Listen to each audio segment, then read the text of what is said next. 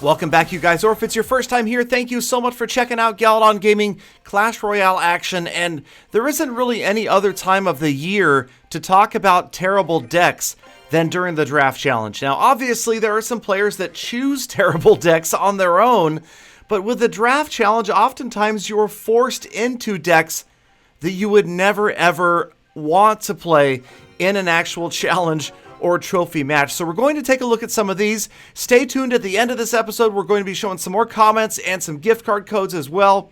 In the meantime, we've got B-View with the double siege deck.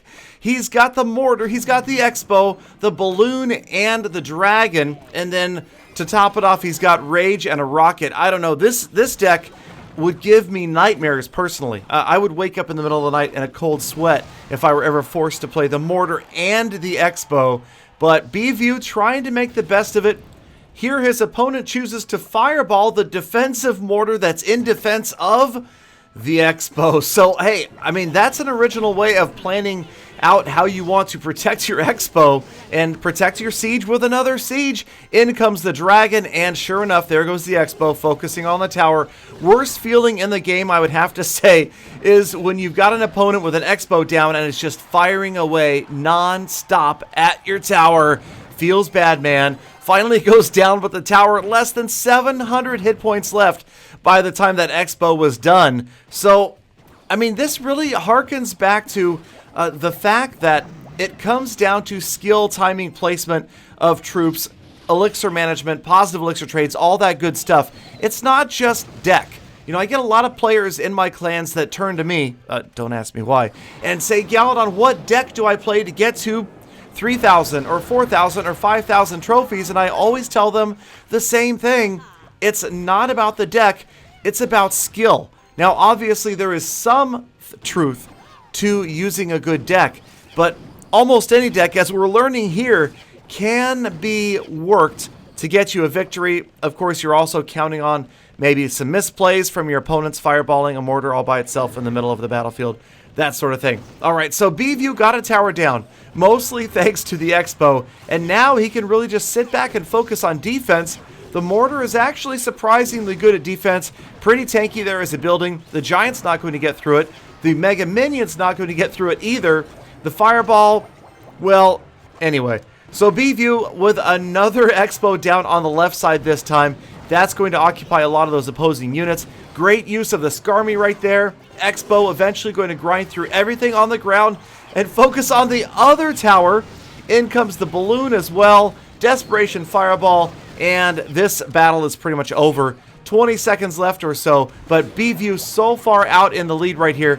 He doesn't even have to worry about the princess and the fire spirits pouring out of these furnaces in the corner. So this is exactly what we're talking about. Making the best of a bad situation. And that is one of the reasons why the draft challenge is just such a cool event. It forces you to play cards and decks combinations that you would normally never choose of your own volition. And right here, B-View grabbing the win with the double siege deck. All right, so maybe it's the new meta. I don't know. Let's move on. Now, this one here is another interesting forced deck from a draft challenge, but this time it's not Monrovis that ends up with the bad deck. It's the opponent, as Monrovis has Sparky, and his opponent, you'll notice Monrovis kept the zap spell. His opponent has no good card to counter Sparky. Now, there are some cards in there that might do well, say the bowler, say the lumberjack, but there's nothing that is going to reset Sparky, and he doesn't have any groups of small units to surround to take Sparky down. No minions, minion horde. A Skarmy will do well against a Sparky if you can place it around it. None of those things here, so right from the start, Monrovis has a feeling his opponent might be in a lot of trouble, and his opponent's big tank card, the Royal Giant, easily going to get countered between Sparky and the Inferno Dragon. So yes, during the last battle, I just got through selling the point that it's all about skill, it's not so much about the deck, and now here Galadon goes, contradicting himself and saying that it is about the deck. Shoot. Forget this episode.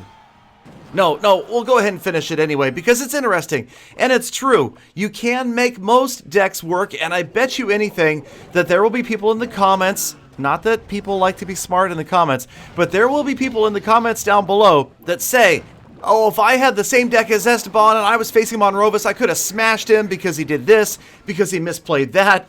I mean, it's tough to have a flawless game. Oh, speaking of, there we go. Flawless battles. I obviously can't use my own gameplay, but maybe somebody's out there. All right, moving on. So, Monrovus doing a good job of stopping anything that comes his way, using that Inferno Dragon, wiping out the Bowler and the Princess right there on the water. In goes the Goblin Barrel. These decks, I gotta tell you, fun to watch these unusual decks. Pretty good timing on the log there, not quite flawless. Let a shot get in from one of the Goblins at least. And that means that Esteban is in a lot of trouble here, just about going into double elixir. And Monrovus doesn't need much. In fact, he's already working on the opposite tower with another Sparky. So, hey, props to Esteban for not rage quitting right here, knowing that he's really got nothing to stop this Sparky on the right-hand side, at least not inexpensively. Obviously, there's a lot of ways he could counter this Sparky, but maybe not for a positive elixir trade. In comes the Fire Spirits, Sparky taking down the Mini P.E.K.K.A. Now come Goblins in behind, left tower is down. Sparky doesn't get through, but again, left tower is down, and now Monrovus switching to a push on the left-hand side. Look at that, Inferno Dragon, Sparky, and the Fire Spirits. The Royal Giant just going to get vaporized, as is the Lumberjack. Nothing is stopping this group. The Rage spell is down from the Lumberjack, and that tower is in a lot of trouble right there. The Poison spell taking out the Princess. Another Inferno Dragon goes down. This is pretty much over. Fire Spirits, Goblin Barrel, time counting down. Looks like a 1-0 win. Monrovus is going to grab the victory, and unfortunately Esteban, well, he kind of got screwed with that deck, and I guess that's just one of the things that happens in the draft challenge. And you learn your lesson, always bring some sort of counter for pretty much every card. If you can think about that, if you can bring a counter for every card, otherwise you're going to be looking at least one deck that's just going to steamroll you if you run into it out there in regular trophy or challenge play. And for some players, that's just the risk you're willing to take. You got to understand, I mean, for me, it's kind of like the Lava Hound for the most part. It's like 80% of Lava Hound decks are going to steamroll me because of my style of gameplay. Maybe that means I need to learn how to counter the Lava Hound. But let's move on. This time it's Taco Star. He is from F.A. Zirconia, and yes, he did just choose the clone spell over the Bowler. Not something I would have done, but we'll see if he can make it work. So he's got the Royal Giant, and here you go. He's stuck with an Expo as well. So Royal Giant, Executioner, clone spell, I don't know. Let's see how Taco Star makes this work. Now, part of the reason I included this replay is because some strange stuff is about to happen here, you guys. Some really weird ghosts of units because of the clone spell that we'll see in a couple of minutes, and an Executioner that doesn't seem to want to behave like Executioners normally do. So once again, like we saw earlier in the episode, the Expo doing a great job locking onto the tower, giving that bad feeling to the opponent. Gotta hate that feeling, as the Expo, well, pretty much the opponent chose to ignore it, and now that tower's down under 300 hit points. Here the Executioner does end up helping out a little bit with the Fire Spirits, but they're still going to get in there and grab about half of that tower before they're finally out of the way. So first minute is down, Taco Star in the lead, but only by about 1,000, 1,200 hit points. He's got the Royal Giant, he's going to drop it at the river.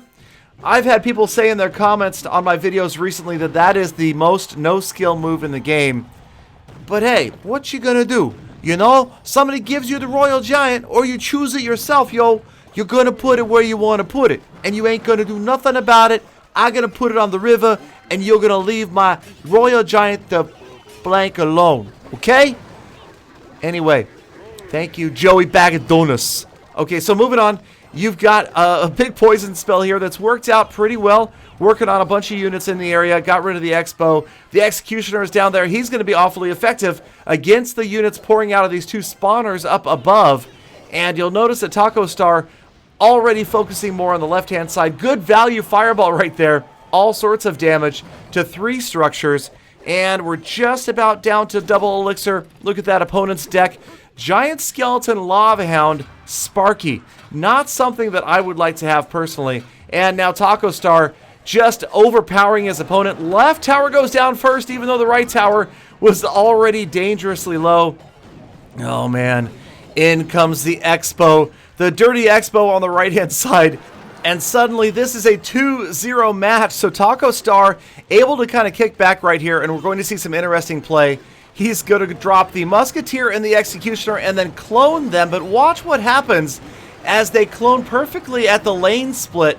And the two ghosts or clones end up by themselves. Now that's something I've never seen before. The two cloned units out all by themselves. They look like a pair of ghosts. They end up in behind the Royal Giant. And this ugly battle is just getting uglier. Final 10 seconds. Expo and Royal Giant both on that tower. And Taco Star just completely dominating, grabbing the 3-crown win right as time is about to run out. And that's some ugliness, no matter how you look at it. All right, so that's going to wrap up the battles, but we've got time for some comments. I wanted to show a few of these. This one kind of scared me. I used to be a fan, but now I'm an air conditioner. Love that one. That one made me laugh out loud. Next up, we've got J-Mess said it took 4 matches to win one of them with this deck, Galadon. You are a liar, sir. He was talking about my Unstoppable Hog deck. I'm going to go back and argue about skill, not just deck. Next up, Tony says, Galadon, what do you think about I subscribed to your channel? Nice or bad? I said I'm going to go with nice, for sure. Vincent, with a faked pinned comment, says Galadon, sexiest man alive. I would never pin that myself. Come on.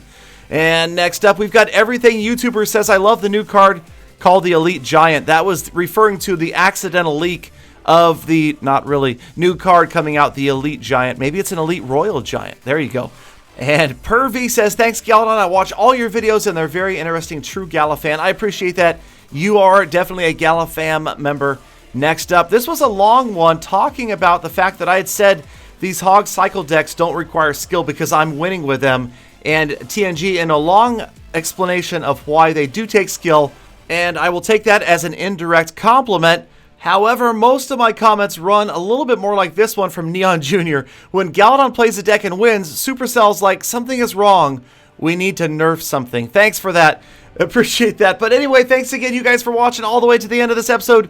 Please do hit that subscribe button. Share the videos with your friends, family members, co-workers, teacher. Well, maybe not your teachers. But come back again tomorrow for what? Yes, of course, more full attacks.